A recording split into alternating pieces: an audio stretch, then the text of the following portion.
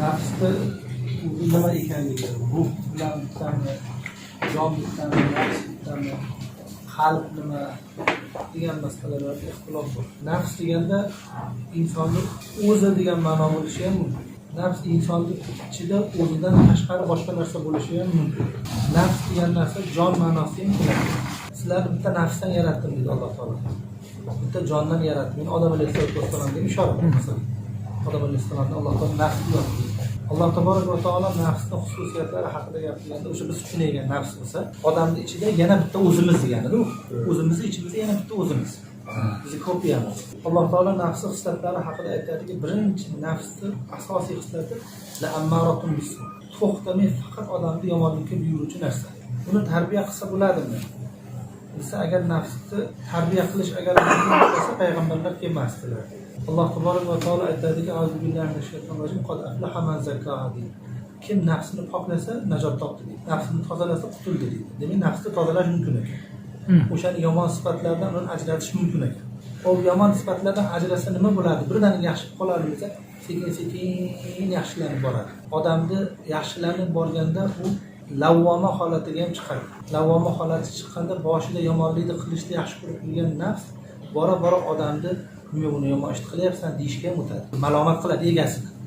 "Yomon ish qilyapsan, yaxshi ish qilyapsan" deydi. Oxir borib Alloh taolo undan rozi ham bo'ladi. Roziya degan martabaga ham chiqadi. Xudodan rozi bo'ladi, marziya ham bo'ladi.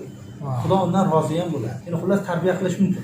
Hazrati Imdodulloh Makki rahmatullohi aytganlarki, nafsni rag'batlari, nafsni xohishlari, nafs xohlaydigan ishlarni hammasini butkul yomon bormaslik kerak. Nafs masalan shahvoniy xohishlari bor-ku, shahvoniy xohishlarning ichida g'azab bor masalan. Bu ham nafs istaydigan narsa. Biz masalan achchig'imizga tegadigan gapni gapirsa, bizni obro'miz tursa, qo'zg'alyapmiz-ku, ko'tarilyapmiz. Nima deyapmiz-ku. Yaxshi odam bizni maqtasa yoqyapti. Vaholanki maqtab turgan ham yolg'ondan maqtayapti bizni.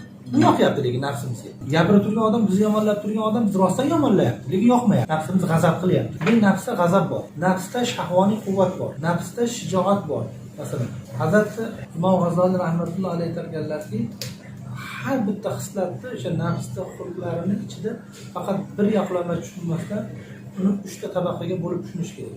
Har bir narsada ifrot va tafrit bo'ladi. Ifrot va tafrit bo'ladi. Ifrot degani mana shu chiziq bo'lsa, shundan tepa tomoni ifrot bo'ladi. Shundan past tomoni tafrit bo'ladi. Mana shu turi shu, mana shu keyin mo'tadil bo'ladi. Xuddi shunga o'xshagan nafsni xislatlarining ichida masalan bitta xislati shahvat bo'lsa, shahvatni haddan pastga tushib ketgan nima bo'ladi? Kim bilamiz, haddan pastga tushib ketsa nomard bo'ladi-da, erkakligi yo'q bo'ladi. Qo'ldan hech narsa kelmaydi. Erkakligi yo'q unda. Shahvoniy quvvatni pastga tushib ketgani erkaksizlik bo'ladi. Ko'tarilib ketgani zino bo'ladi. Ko'tarilib ketsa hujur bo'ladi. O'sha o'rtada saqlab faqat halolga qarab, halolga ko'zini qaratib, halol bilan birga bo'lishlik otini iffat deydi. Iffat shu. Nima aytar ekanda, Xudo rahmatsin Mirza kamda ayollar aytar ekanda, Mirzaga aytarlarki, shu ayamdan chiqadigan ba'zi gaplarni eshitib turib, qayta olgan ekanlar deb qolardim. Menga afsus, o'shalar ko'pini yozib qo'ymaganman. Baland to'n kiysiz orqasini yitib qo'ying der ekanlar.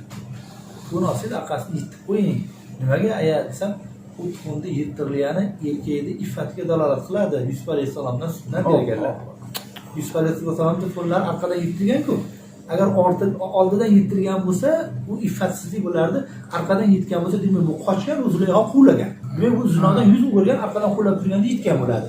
Orqa tomondan yittirganligi uchun iffatga dalolat qiladi. O'sha to'nlarda ikki to'nlarimiz bo'ladi, ikkita yoniga qiyilgan bo'ladi. O'sha qiyilganligi o'sha iffatga dalolat bo'ladi. Xullas iffat shu. Zinoga bormaydi, nomardlik qilmaydi.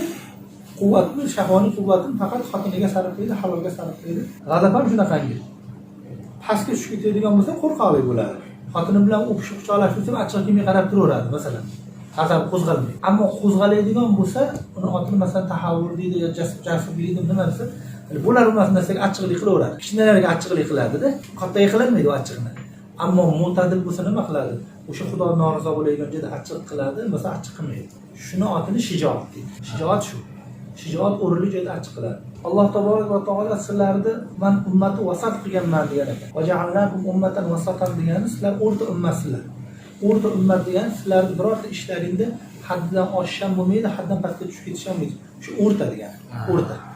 o'rta ishni eplab yuradigan ummat bo'ldilar degani. Bitta ma'nosi. Maşallah. O'rta yo'lda yurish qiyin. Chunki o'rta eng nozik joyda. Chunki uzun narsani o'rtasini aniqlayman desangiz chizmada a'dan ozgina, ba'dan ozgina, a'dan ozgina qoladi, oxirida nuqta qoladi xolos. O'rtasini agar toshni topaman desangizda, o'sha o'rtada turib qiyin.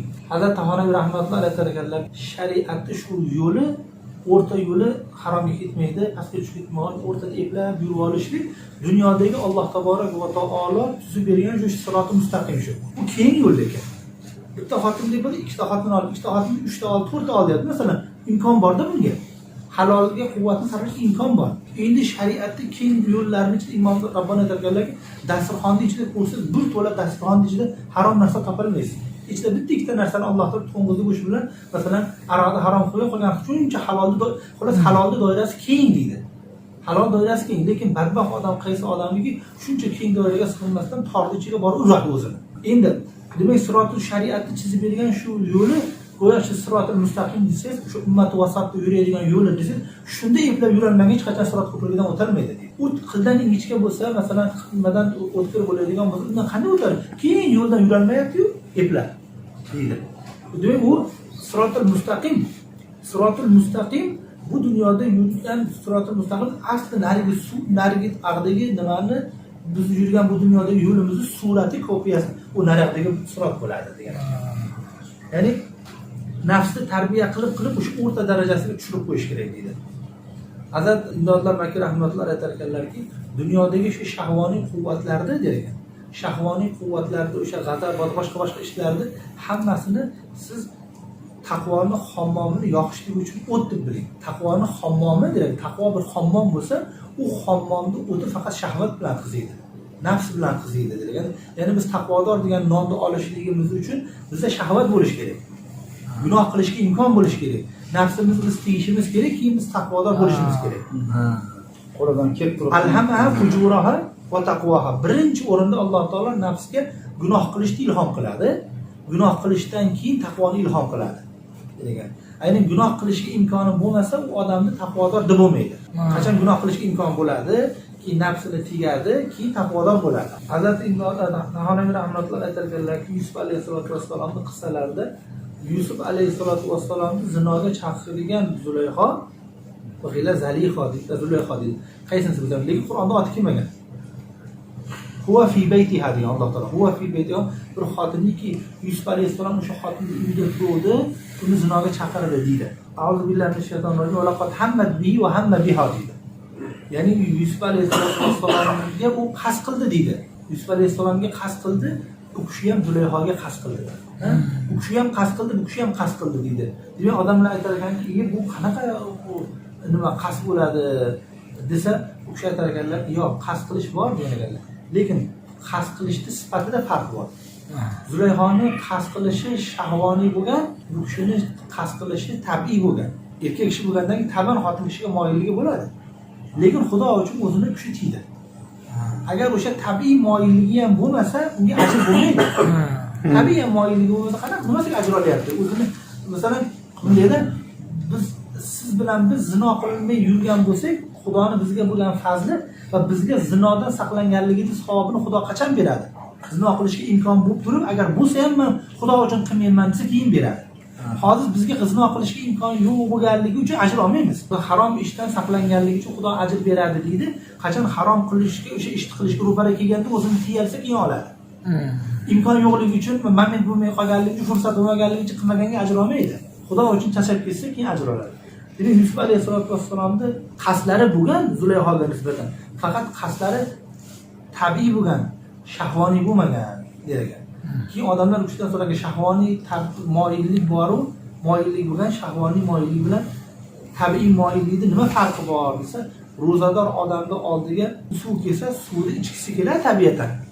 Lekin shunga $100,000 hozir berib ichmaydi hech qachon. Musulmon odam bo'lsa, demak shuni moyilligini adini tabiiy moyillik deydi. Agar shunchalik ham moyillik bo'lmasa, suvdan to'xtaganiga savob olmaydi.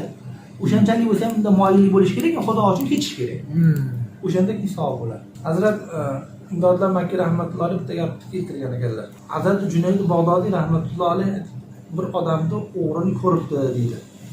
bir odam doriga osilib turibdi ekan, keyin bu kishi so'rabdilarki, bu nimaga osilibdi doriga desa, odamlar aytdiki, ta'sir bu rosa katta o'g'ri edi.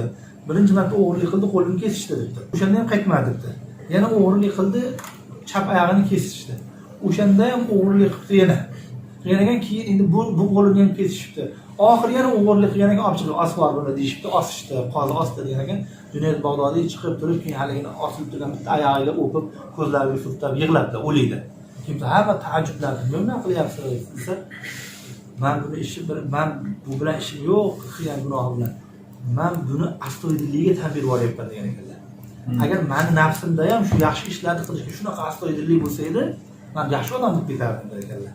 Men bundagi istiqomat, ya'ni bitta ishda men mustahkam turaverish degan sifatiga tan berdim.